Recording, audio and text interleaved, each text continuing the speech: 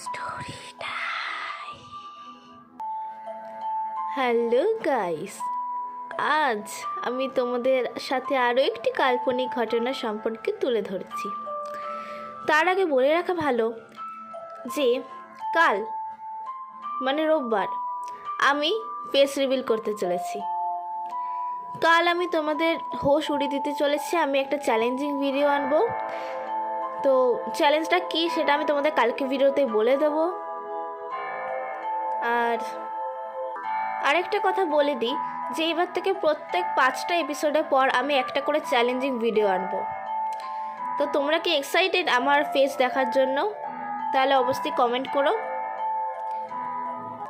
তো বেশি বকবক না করে আজকে কাল্পনিক ঘটনাটা স্টার্ট করা যাক। গোরস্থানের ভূত। গোরস্থানের পাশ দিয়ে গ্রামের ভিতরে যাওয়া আসার রাস্তা। এই রাস্তা দিয়ে দিনের বেলায় যাতায়াতে কোনো সমস্যা হতো না, কিন্তু রাত হলেই নামতো বিপত্তি। একা একা যাওয়া তো দূরের কথা, ভয়ে মানুষজন দল বেঁধে যেতেও সাহস পেত না। গোরস্থান পবিত্র একটা জায়গা। অন্য কোনো স্থানে ভয় পেলেও গোরস্থানে ভয় পাওয়ার কথা নয়। তারপরও গ্রামবাসীদের মধ্যে কিসের যেন একটা ভয় সবসময় লেগেই থাকতো। কেউ একা একা যাওয়া আসা করতে গিয়ে গোরস্থানের ভিতরে দূর থেকে সাদা কি যেন নড়াচড়া করতে দেখত এবং অদ্ভুত ধরনের আওয়াজও শুনতে পেত। এক মুখ দুই মুখ করতে করতে সমস্ত গ্রামবাসীর মধ্যে এক ধরনের ভীতির সঞ্চার হয়। আসল ঘটনাটা কি তা পরীক্ষা করার জন্য রাতে দল বেঁধে গোরস্থানে যেত সকলে ভয় পেত। তবে কোনো মানুষ মারা গেলে তাকে মাটি দেওয়ার সময় কেউ কখনো বিপদের সম্মুখীন হয়নি। তাই গ্রামবাসীরা মানুষ মারা না গেলে কেউ সন্ধ্যার পরে এই গোরস্থানে তো দূরের কথা, গোরস্থানের পাশ দিয়েও হাঁটত না। হঠাৎ একদিন বয়স্ক একজন লোক সন্ধ্যার পর পর এই পথ দিয়ে গ্রামের দিকে আসছিল। লোকটি নিজের কাছে শহরে গিয়েছিল, কিন্তু শহর থেকে আসতে দেরি হওয়ার কারণেই তার সন্ধ্যার পরে যাত্রা। সে যখন গোরস্থানে খুবই কাছাকাছি পৌঁছালো তখন ভীতিকর এক ধরনের শব্দে তার গা ছমছম করতে লাগলো। তারপরও সে না দাঁড়িয়ে বুকে ফু দিয়ে গোরস্থানের দিকে এগুতে থাকলো। গোরস্থানের মাঝামাঝি যখন এসে পৌঁছালো লোকটি, তখন সে পাশের ঝোপের দিকে তাকিয়ে চুপ করে দাঁড়িয়ে রইল। ঠিক তখনই কি যেন তার সামনে দিয়ে গড়িয়ে রাস্তার এপাশ থেকে ওপাশে চলে গেল। আর তখনই এমন জোরে চিৎকার শুরু করলো লোকটি যে গ্রামের আশেপাশের বাড়ির মানুষজন লাঠি নিয়ে ছুটে আসতে থাকলো গোরস্থানের দিকে। গ্রামবাসীদের পৌঁছানোর আগেই লোকটি জ্ঞান হারিয়েছে। গ্রামবাসীরা কেউ কেউ তাকে ধরাধরি করে গ্রামের কবিরাজ বাড়িতে নিয়ে গেল, আর কেউ কেউ গোরস্থানের ভিতরে ভূতের তল্লাশি করতে থাকলো। সবাই চারিদিকে তন্ন তন্ন করে খোঁজার পর শেষমেশ দেখতে পেলে একটা সাদা কাপড়ের টুকরাটা হাতে পাওয়ার পর একজন বলে উঠল, এই গোরস্থানে তাহলে কোনো ভূত নাই। এই কাপড়ের টুকরো দিয়ে মানুষকে ভয় দেখানো হয়। তাহলে এই কাজটা করে গ্রামের দুষ্ট পোলাপানরা। সকলের মধ্যে অনেক আগে ভয় পাওয়া একজন লোক উপস্থিত ছিল। সেও সাদা কাপড় দেখে এর আগে ভূত মনে করে ভয় দৌড় দিয়েছিল, তাই সে নিশ্চিত করে বলতে পারল ঘটনাটা। গ্রামবাসীরা গ্রাম্য মাতব্দের কাছে উপস্থিত। গোরস্থানের এই ভূতের একটা ব্যবস্থা করতেই হবে। ততক্ষণে ভয় পাওয়ার লোকটি জ্ঞান ফিরেছে। সে তার সাথে ঘটে যাওয়া ঘটনাটি খুলে বলল মাতব্দের সামনে। এসব ঘটনা শুনে মাতব্বর সহ গ্রামের গণ্যমান্য ব্যক্তিরা রেগে আগুন। মাতব্বর নির্দেশ দিলেন, 24 ঘন্টার মধ্যে যদি এই কাজের সাথে জড়িতরা আমার সামনে হাজির হয়ে দোষ স্বীকার না করে, তাহলে গ্রামের সব পাজি ছেলেদের ধরে আনা হবে এবং প্রমাণ হলে তাকে চিরকালের জন্য গ্রাম থেকে তাড়িয়ে দেওয়া হবে। মাতব্বরের আদেশ শুনে গ্রামের সব পাজি ছেলের অভিভাবকরা তাদের বাড়িতে গিয়ে ছেলেদের অনেক করে বুঝালো। তারা বলল, বাবা, তোরা যদি এই কাজ করে থাকিস তাহলে এখনই স্বীকার কর। মাতবরকে ধরে শাস্তি কামানোর ব্যবস্থা করা যাবে, আর যদি স্বীকার না করিস তাহলে প্রমাণ হলে এই গ্রামে আর চিরতরে ঢুকতে পাবি না তোরা। পরদিন সকাল 10টা। মাতব্বরের দেওয়া 24 ঘন্টার আলটিমেটামের সময় পার হতে আর 1 ঘন্টা বাকি। গ্রামবাসীরা আস্তে আস্তে হাজির হচ্ছে, কিন্তু কোনো পাজি ছেলেরা দেখা পাওয়া যাচ্ছে না।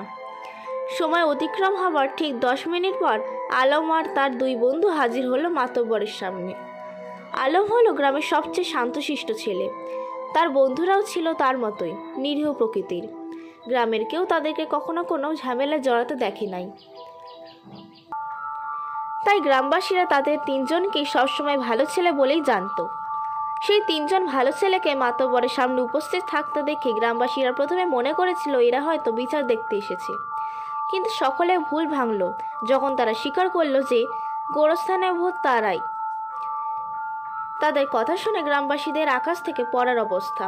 সবাই কানাঘুষা করতে থাকলো এই বলে যে এমন ভালো ছেলেদের দ্বারা কি এ ধরনের জঘন্য কাজ করা সম্ভব।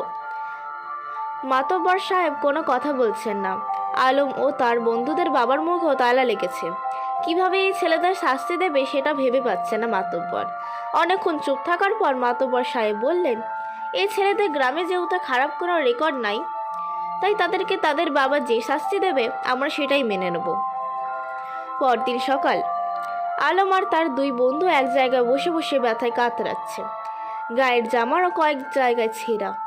তাদেরকে দেখে বোঝা যাচ্ছে তাদের বাবা এমন উত্তম মধ্যম দিয়েছেন যাতে তারা জীবনেও এমন ধরনের কাজ করতে আর সাহস না পায়। তো বন্ধুরা, এটা হচ্ছে আমার প্রথম গল্প। এবার আমি দ্বিতীয় গল্পটা পড়ে শোনাবো। আষাঢ় মাসের শ্মশানঘাট। যারা ভূতে বিশ্বাস করেন না বা করতে চান না তাদেরকে আজকে একটা সত্য ঘটনা শোনাবো। আমি সবসময় ঢাকা থেকে রাত্রে বাড়ি ফিরতে যাই, কারণ ছুটি পাই কম। আবার চিন্তা করি রাত্রে চলে গেলে পরদিন সকালটা বাসা থেকেই শুরু করা যাবে। ছাত্র অবস্থায় ক্লাস শেষ করেই রওনা হলে যেতাম।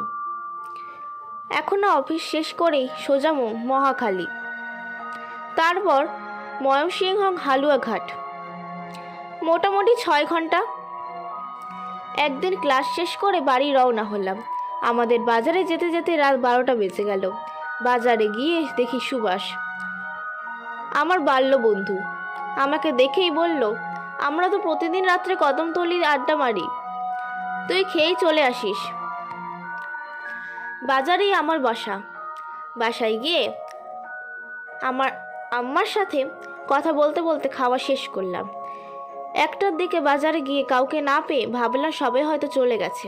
আমি 2টা সিগারেট কিনে কদমতলি রওনা হলাম। বাজার থেকে কদমতলি কিমি।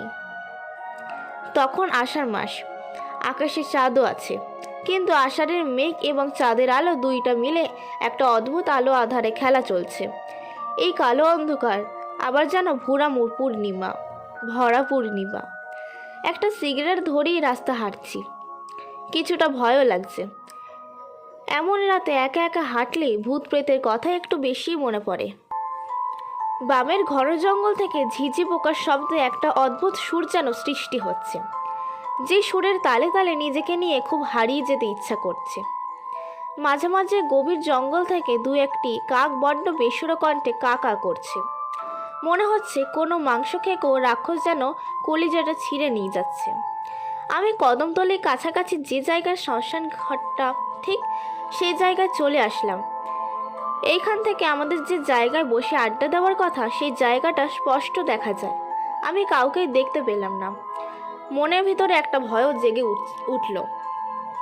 এই কারণে গভীর জঙ্গলে পাশ দিয়ে পিছনেও যেতে ইচ্ছা করছে না, কারণ এই জায়গার বাম দিকে কংস নদী আর ডান দিকে খোলা মাঠ, যার ধরুন গা শিরশির করা অন্ধকার ভাবটা এইখানেই নেই।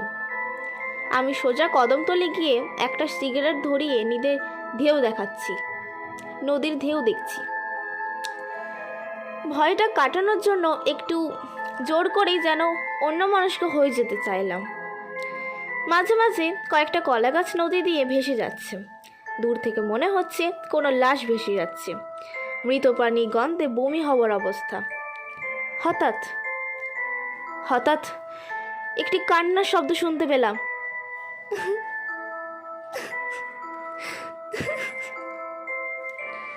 কিছুটা ভয় পেয়ে গেলাম। আমার কাছ থেকে হাত বিশেক দূরে ঠিক আমার বাম দিকে তাকিয়ে দেখি একটা ঘোমটা দেওয়া মহিলা বসে আছে, আর এইখান থেকে কান্নার আওয়াজ আসছে। ভয়ে আমার আত্মা চলে যাবার জোগাড়। শরীর দিয়ে ঘাম পানির মতো বেরাচ্ছে, যেন আমি কোনো ঝর্ণার নিচে দাঁড়িয়ে আছি। ডাকবো ডাকবো ভেবেই না ডেকে সোজা বসার দিকে রওনা হলাম।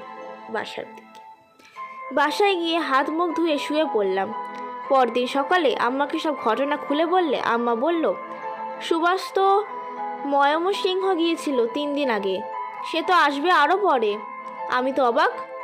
তাহলে সুভাষের চেহারা নিয়ে আমাকে কে বলছিল কদমতলি যাওয়ার জন্য?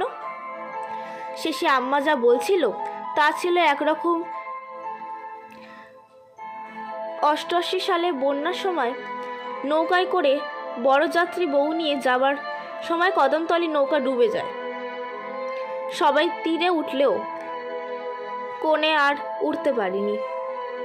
সেই থেকে এখনো মাঝে মাঝে কোণেকে কদমতলিতে কাঁদতে দেখা যায়।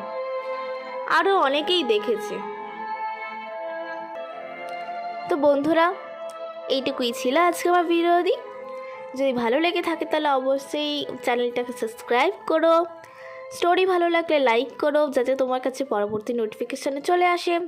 দেখা হবে একটা নেক্সট ভিডিওতে। ততক্ষণের জন্য বাই বাই।